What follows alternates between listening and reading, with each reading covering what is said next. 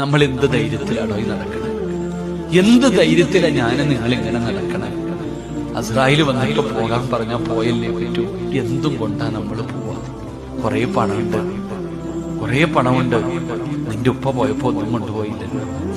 ഒരുപാട് സമ്പത്ത് കൂട്ടി വെച്ചു. മക്കളെ മക്കളെ മക്കളെ എന്ന് പറഞ്ഞ ജീവനെ എനിക്ക് എന്റെ പൊന്നു വാപ്പ, നീ മരിച്ച കുളിപ്പിക്കാൻ പോലും അവൻ അറിയില്ലടോ. നീ ഇല്ലെങ്കിൽ നിന്റെ മോനോട് ചോദിക്കടാ, ഞാൻ മരിച്ച എന്നെ നീ കുളിപ്പിക്കാനെങ്കിലും കൂടെ നിൽക്കോ? അവൻ അറിയില്ല ഉപ്പ. നീ മരിച്ച നിന്റെ കടം വീട്ടാൻ പോലും മക്കള് തയ്യാറാകില്ല. മരിച്ചുപോയ വാപ്പാടെ കബറെടുത്ത് നീയേ പോണില്ല, പിന്നെ എങ്ങനെ നിന്റെ മക്കള് പോവാ?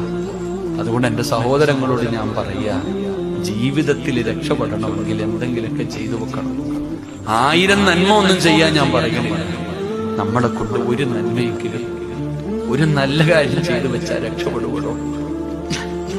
അള്ളാഹു നമുക്ക് നല്ല മരണം തരുമാറാകട്ടെ.